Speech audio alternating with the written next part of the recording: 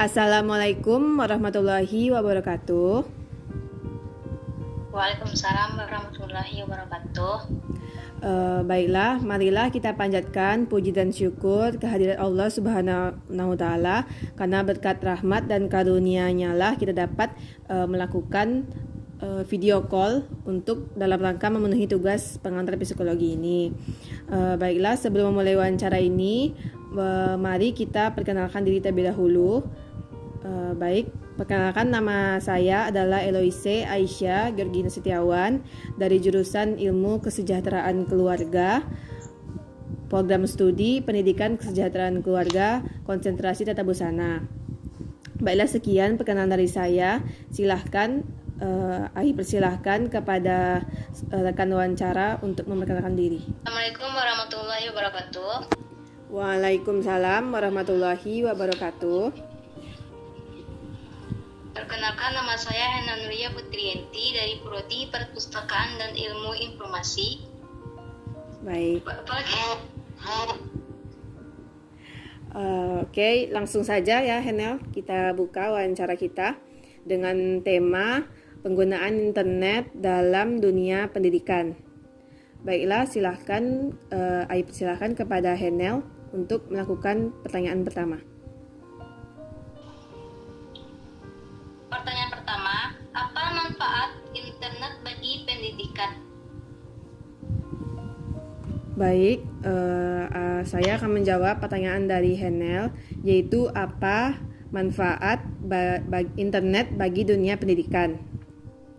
Menurut AI, manfaat internet bagi dunia pendidikan itu sangat banyak sekali dan sangat AI rasakan pada masa sekarang ini, terutama kita kan sedang melakukan pembelajaran melalui daring.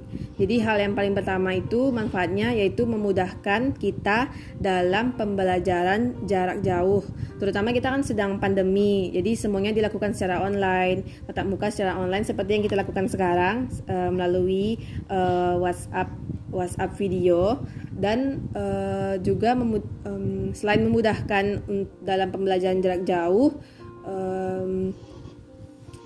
internet juga memudahkan kita dalam mencari informasi. Seperti yang kita lihat di Google, itu banyak sekali informasi yang tersedia dan itu sangat akurat. Jadi pandai-pandai kita dalam memilih informasi-informasi yang akurat maupun yang hoax ya. Jadi bahkan ada fitur Google Scholar yang dimana di situ kita bisa mengetik kata kuncinya, misalnya Henel mau mencari jurnal pendidikan agama misalnya, dan itu akan muncul banyak jurnalnya, baik PDF maupun jurnal-jurnal lainnya. Selain kita bisa mencari informasi yang tersedia di internet, hal ini juga membuat pembelajaran kita menjadi lebih interaktif.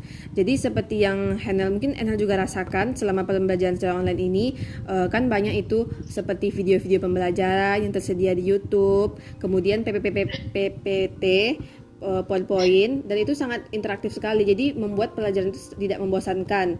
Bahkan ada sekarang fiturnya itu tersedia situs-situs yang menyediakan template-template online. Jadi Henel tidak perlu susah-susah untuk membuat PowerPoint, tinggal dicari aja template PowerPoint, itu langsung sekarang muncul seperti itu. Baik, sepertinya itu saja dari saya.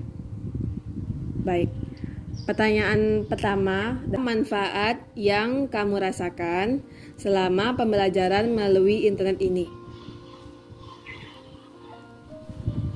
Manfaat yang Hena rasakan dari pembelajaran daring ini, yang pertama, mencari ilmu.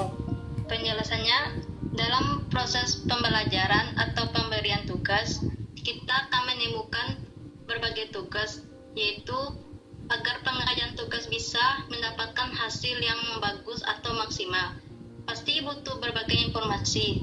Nah, dalam di internet kita bisa mencari informasi bermacam-macam, seperti modul, jurnal, dan kata-kata yang bersangkutan dalam tugas tersebut. Yang kedua, menjadi tempat belajar guru atau paru. Penjelasannya, kemajuan teknologi tidak hanya membuat sebagai kita mencari informasi, tapi juga bisa membantu kita mencari internet atau tugas yang bersangkutan tentang belajar kita. kita bisa langsung mencari ilmu atau lebih dalam di internet tersebut. Yang ketiga, mudah mencari referensi. Dengan memberikan referensi atau mencari pengalaman di Google, kita mengetahui apa itu pencarian yang sudah bisa mendapatkan informasi atau terkait dengan cara relatif atau yang cepat. Yang keempat, menunjang proses belajar. Internet bisa menjadi penunjang belajar yang jauh lebih memberikan dampak besar, apalagi di masa pandemi ini. Setelah seperti kita rasakan, mendapatkan dan menemukan informasi, bisa kita cari di Google apa saja yang kita mau, akan keluar apapun itu. Sekian, terima kasih. Baik, terima kasih Hana. Apa kerugian yang timbul akibat penggunaan internet? Baiklah, menurut Ai, kerugian yang ditimbulkan internet itu banyak sekali, walaupun manfaat internet itu tidak kalah lebih banyak daripada kerugiannya. Cuman internet tidak luput dari kerugian-kerugian yang ditimbulkannya. Dan yang paling nampak dari penggunaan internet kerugiannya, salah satunya yaitu cyberbullying, yaitu pembulian secara online yang menurut Ai itu adalah tindakan yang sangat buruk sekali yang disebabkan oleh internet. Jadi cyberbullying itu seperti pelaku-pelakunya itu melakukan tindak bullying, tetapi dia secara online, baik dari kolom chat maupun dari komentar ataupun status dan postingan-postingan. Dan hal ini sangat berdampak buruk bagi orang yang dituju, dan bahkan ada yang sampai bunuh diri akibat dari cyberbullying ini. Jadi menurut Ai harusnya cyberbullying ini harus ditindak lebih tegas lagi, lebih keras lagi, agar hal seperti ini tuh terhindarkan begitu. Terus kerugian lainnya seperti berkurangnya interaksi sosial antar sesama manusia. Jadi pasti Hana juga merasakannya, karena dengan adanya internet, orang-orang jadi lebih senang di dunia internetnya sendiri. Jadi mereka lebih senang berselancar di dunia maya, ngechat dengan orang asing bahkan. Lalu dengan dunia internet, jadi kita tidak perlu bahkan hanya perlu ngetik lalu tambah emot, itu sudah jadi percakapan. Jadi tidak perlu seperti dunia nyata seperti sekarang ini kita harus melakukan gestur, memperhatikan lawan bicara. Sedangkan di dunia maya kita tidak perlu seperti itu. Yang menurut Ai sebenarnya seharusnya itu memudahkan kita dalam berkomunikasi, malah menjadikan kita sebagai manusia kurang interaksi dengan masyarakat. Jadi mereka lebih sering di kamarnya bermain HP sendiri, lalu jarang berinteraksi dengan tetangga, bahkan dengan keluarga sendiri. Lalu kerugian lainnya yaitu menumbuhkan sikap individualitas antar sesama manusia, karena mereka lebih senang di dunia sendiri. Jadi mereka lebih senang sendiri, lebih senang melakukan hal-hal sendiri, kurang berinteraksi gitu. Jadi makanya lebih egois seperti itu. Menurut Ai seperti itu. Baik, pertanyaan selanjutnya yaitu bagaimana cara Henel agar pembelajaran daring ini menjadi lebih menyenangkan atau efektif? Yang pertama, menurut Henel, yaitu membuat catatan penting. Sebagai materi, dosen yang mengajarkan kita harus mencari informasi atau mencatat informasi yang diberikan dosen. Kalau kita tidak mencatat atau tidak mencari informasi tersebut, kita tidak bisa mengetahui apa yang dijelaskan dosen tersebut. Yang kedua, mencari tempat kondusif. Penjelasannya, mencari tempat kondusif seperti membuat kita bisa konsentrasi dalam belajar, yaitu kita tidak dilarikan di tempat yang banyak terganggu, seperti di luar atau di teras rumah. Yang ketiga, tentukan waktu belajar. Dari sekarang kita harus mulai mengetahui jadwal atau kegiatan belajar kita, supaya kita pas ada pembelajaran kita harus siap dan tidak ada tergesa-gesa dalam mengerjakan tugas atau dalam kegiatan pembelajaran. Yang keempat, jangan menunda tugas atau pengerjaan. Selama ada waktu kosong, kita harus mengerjakan tugas. Jangan biarkan diri kita mengerjakan atau mengundur tugas, sebab tidak ada gunanya mengundur tugas. Apabila ada waktu kosong, kita harus mengerjakan tugas tersebut agar tidak tergesa-gesa membuat tugas. Kalau kita tergesa-gesa, pasti pas pengerjaan tugas itu tidak ada bagusnya atau tidak menarik gitu. Iya. Itu menurut Ana. Iya. Menurut Ai juga seperti itu. Jadi sebaiknya kita sebagai mahasiswa harus pandai-pandai dalam mengatur waktu agar tugas tersebut dapat terselesaikan dengan baik. Baik, terima kasih Hanel. Silahkan pertanyaan Hanel. Cara Ai menggunakan internet dengan baik. Baik, terima kasih Hanel. Baiklah, menurut Ai cara-cara menggunakan internet dengan baik, yang pertama yaitu kita harus pandai. Seperti yang Hina bilang tadi, kita harus pandai mengatur waktu kita sebagai mahasiswa dalam penggunaan internet. Jadi sebenarnya internet itu seperti lubang hitam yang dengan mudah menarik kita ke dalamnya. Yang dapat dengan mudah menarik kita ke dalamnya. Jadi karena internet itu membuat kita ketagihan, susah berhenti. Jadi kita harus memberikan batasan dalam penggunaan internet, terutama seperti mungkin Hanel sering nge-scroll IG, nge-scroll TikTok. Pasti itu kan kadang lupa waktu, kapan berhentinya gitu ya kan. Jadi Hanel harus batasi dalam sehari itu seperti apa? Seperti mungkin cuma 30 menit dalam sehari menggunakan TikTok atau IG. Jadi waktu tersebut tidak terbuang sia-sia dan kita sebagai mahasiswa harus membatasi penggunaan internet dalam sehari itu berapa. Mungkin 30 menit kita bisa men-scroll TikTok, lalu selebihnya kita gunakan untuk mengerjakan tugas. Karena kan zaman sekarang itu tugas-tugas tersebut diakses melalui internet. Tentu saja kita membutuhkan banyak waktu dalam internet. Jadi itu tidak dapat dihindarkan penggunaan internet tersebut dalam sehari itu bisa melebihi 2 jam, 3 jam karena yaitu tadi, karena kita belajar secara daring, otomatis semuanya dilakukan melalui internet begitu. Dan ditambah lagi cara menggunakan internet dengan baik, yaitu dengan cara gunakanlah internet tersebut untuk hal-hal yang bermanfaat. Menurut Ai, cara menggunakan internet dengan baik itu langkah lainnya itu gunakanlah untuk mencari hal-hal yang penting saja. Jadi jangan mencari sesuatu hal-hal yang tidak berguna bagi kita. Jadi carilah yang berhubungan dengan pelajaran seperti itu. Menurut Ai seperti itu. Baiklah, Ai akan memberikan pertanyaan selanjutnya, yaitu apakah ada hambatan atau kendala yang Hanel rasakan selama pembelajaran secara daring ini? Baiklah, Hanel akan menjawab pertanyaan dari Ai. Hambatan dalam daring ini adalah yang pertama, tentunya jaringan. Jaringan di tempat Hanel biasanya ada terkendala. Apabila kalau ada kendala, biasanya Hanel sulit terjangkau jaringan di dekat rumah sini. Yang kedua, kuota internet biasanya cepat habis. Dalam pembelajaran pasti kuota sangat diperlukan. Apalagi tentang Zoom ataupun Google dan lain-lain. Itu sangat pengaruh dalam kekuatan atau paket cepat habis. Yang kedua,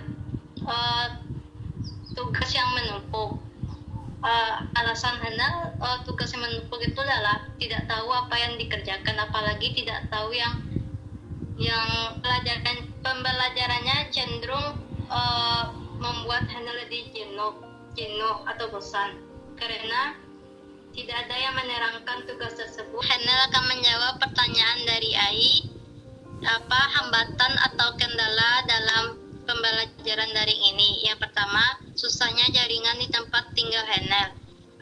Akibat susahnya jaringan di tempat tinggal Hanel, yang pertama itu ada kendala atau hujan. Biasanya di tempat Hanel kalau hari hujan jaringannya susah, apalagi kalau lampunya mati. Tidak ada jaringan sama sekali. Kalau yang keduanya, kuota internet yang sering habis. Penjelasannya, dengan membuka aplikasi seperti Zoom ataupun yang lain-lain akan menyebabkan kuota internet akan habis. Apalagi pembelajaran daring ini kita harus banyak-banyak gitu mencari tugas atau informasi yang berhubungan dengan materi kita. Kalau kita tidak mencari informasi, tentu saja apa yang kita cari atau kita lakukan itu tidak nyambung atau masuk ke otak kita. Maka dari itu kita harus banyak-banyak mencari informasi dari internet ataupun yang lain-lain agar kita bisa mendapatkan informasi yang lebih banyak tentang perkuliahan ini. Yang ketiga, tugas yang menumpuk. Akibat tugas yang menumpuk akan menyebabkan kita tidak akan tergesa-gesa gitu mengerjakan tugas. Kalau kita mengerjakan tugas yang tepat waktu, pasti akan hasilnya memuaskan. Yang keempat, pembelajarannya cenderung atau menonton video, itu yang membuat Hanel akan terlihat bosan ataupun jenuh. Pelajaran tersebut Hanel tidak mengerti apa maksud tugas itu, tidak tahu apa maksud tugas itu. Dengan begitu kita harus banyak-banyak mencari informasi di Google agar kita tahu apa itu maksud tujuan tugas tersebut, atau kita bisa menanya ke teman ataupun yang lain-lainnya agar kita mengerti apa maksud tugas itu. Yang kelima, penyerapan materi sangat tidak minimalis. Maksudnya itu materi yang disampaikan dosen Hanel kurang mengerti karena yang dijelaskan dosen tidak banyak tapi sedikit yang dijelaskan. Kita harus mencari informasi yaitu di Google ataupun yang lain yang menyangkut tugas tersebut. Kita harus mencari macam-macam atau kegiatan yang lainnya. Baiklah, terima kasih atas jawaban Hanel. Ya, Ai juga merasakannya apa yang Hanel rasakan, karena dengan pembelajaran daring, terutama kan jurusan Ai itu jurusan ilmu kesehatan keluarga yang banyak praktek. Jadi banyak ada beberapa mata kuliah yang seharusnya dilakukan secara luring karena dia praktek seperti praktek menjahit, lalu praktek menganalisis seperti itu, seharusnya itu dijalankan secara luring. Tetapi karena kita daring, jadinya kadang sedikit kurang mengerti. Jadi emang kita harus lebih aktif lagi dalam bertanya kepada dosen ataupun kepada teman untuk mencari informasi-informasi seperti itu. Ya, begitu. Apakah sumber biaya penggunaan internet yang dipakai AI sehari-hari selama ini cukup, dan bagaimana mengatasi biayanya? Baik, mengenai biaya internet, alhamdulillah hingga saat ini masih tercukupi dan belum ada kendala yang serius atau bagaimana. Dan cara AI dalam mengatasi penggunaan internet tersebut, maksudnya dalam mengatasi penggunaan biaya internet tersebut agar menjadi lebih hemat, ya begitu tadi. Jadi AI harus lebih menggunakan internet untuk hal-hal yang berguna. Jadi jangan buang-buang waktu atau buang-buang internet untuk nge-scroll TikTok, nge-scroll IG, ataupun membuka hal-hal yang tidak bermanfaat atau tidak berhubungan dengan pelajaran. Karena internet itu terbatas, kuota terbatas, dan uang pun. Cara AI dalam menggunakan internet jadi agar lebih hemat, ya seperti itu tadi, AI harus membuka yang berguna saja, seperti hanya menggunakannya saat Zoom, e-learning seperti absen yang setiap harinya, kemudian membuka modul-modul pembelajaran, membuka video-video pembelajaran, dan apalagi sekarang kita kan mendapatkan kuota gratis dari Kemendikbud khusus untuk aplikasi-aplikasi belajar. Jadi itu sangat berguna sekali, dan AI sangat bersyukur sekali karena ada kuota tersebut. Jadinya penggunaan biaya untuk pembelian kuota tersebut lebih hemat. Jadi mungkin beli kuota itu hanya untuk WA ataupun untuk yang lainnya. Baik, sekian pertanyaannya. Bagaimana menurut kamu solusi yang tepat dalam mengatasi kendala jaringan yang dialami oleh para mahasiswa yang berada di daerah-daerah terpencil?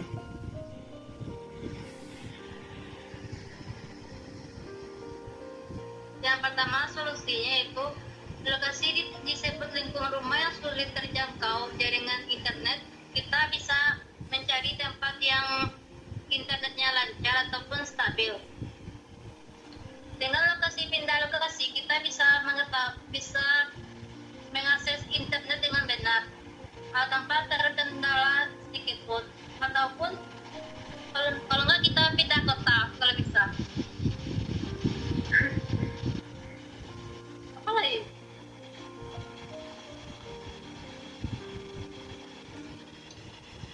Itu saja.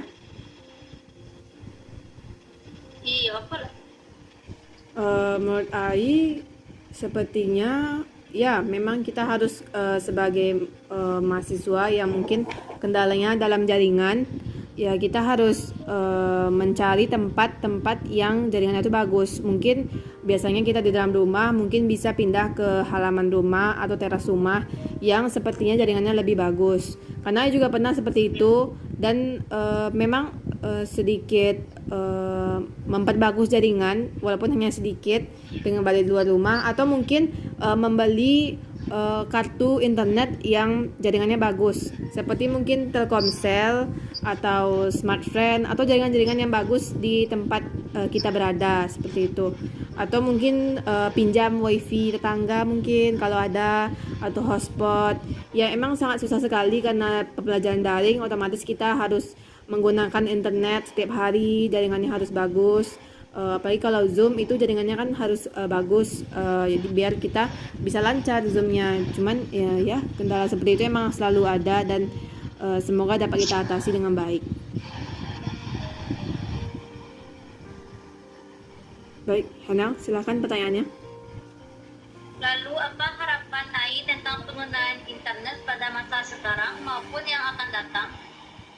Baik, menurut harapan AI terhadap penggunaan internet di masa sekarang maupun di masa depan, terutama bagi para pengguna internet, remaja zaman sekarang, tolonglah gunakan internetlah dengan baik dan sebijak mungkin. Jadi gunakan internet itu jangan hanya untuk bermain saja seperti itu. Jadi carilah hal-hal yang berguna untuk pelajaran, untuk sekolahnya, untuk kuliahnya, dan bertutur katalah yang baik di dunia maya. Jadi walaupun kita di dunia maya, kita juga harus mempunyai etika, tata krama. Jadi bukan hanya secara langsung saja kita bertata krama, punya etika, tapi juga di dunia maya itu harus ada juga tata kramanya, bagaimana mengirim pesan kepada orang lain dengan baik, berkenalan dengan baik, kemudian mungkin menelpon dengan baik, apalagi antara mahasiswa dan dosen, lalu antar mahasiswa dan mahasiswa itu juga harus diperhatikan tata keramanya.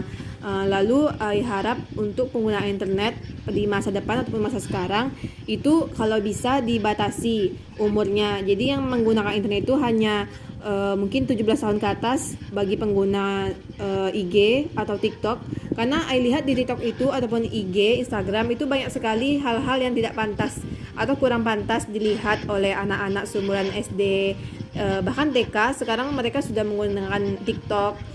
Jadi sebaiknya dibatasi gitu penggunanya. Jadi hanya yang 17 tahun ke atas mungkin harus menunjukkan KTP atau lain sebagainya. Jadi internet itu lebih baik lagi digunakan. Terus mungkin seperti jaringan internet itu sebaiknya dimaksimalkan lagi, dioptimalkan lagi. Terutama mungkin seperti Hanel kan sering merasakan susah jaringan yang lambat. Jadi sebaiknya jaringan itu harus lebih ditingkatkan lagi. Mungkin dengan ya seperti sistemnya lah gitu. Jadi harus ditingkatkan biar semuanya itu merata. Jaringan itu di mana-mana itu merata, baik yang di daerah terpencil, daerah pedalaman, ataupun yang di daerah-daerah kota, bahkan juga sering merasakannya seperti jaringan-jaringan yang lambat begitu. Baik, sekian. Apakah pembelajaran daring bagi Hanel untuk saat ini sudah dapat dikatakan efektif? Sebenarnya adanya pembelajaran daring ini dapat dikatakan sebagai mencapai keefektifan. Karena dalam pembelajaran daring ini sangat mengedepankan adanya keaktifan siswa, yang mana siswa disebut untuk diminta dapat belajar secara mandiri, namun tetap dengan bimbingan dosen ataupun temannya lain.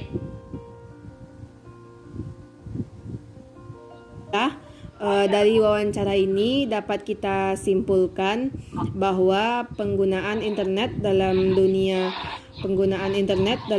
pendidikan itu sangat berguna, sangat memberikan banyak manfaat dan memudahkan para siswa maupun mahasiswa dalam mengerjakan pembelajaran secara daring ini. Jadi kita harapkan semoga penggunaan internet di masa depan ataupun masa sekarang dapat digunakan lebih baik lagi dan dapat terlaksana dengan lebih efektif dan baik. Baiklah, sepertinya itu saja wawancara kita pada hari ini. Apabila ada kesalahan, mohon dimaafkan. Wassalamualaikum warahmatullahi wabarakatuh. Waalaikumsalam warahmatullahi wabarakatuh.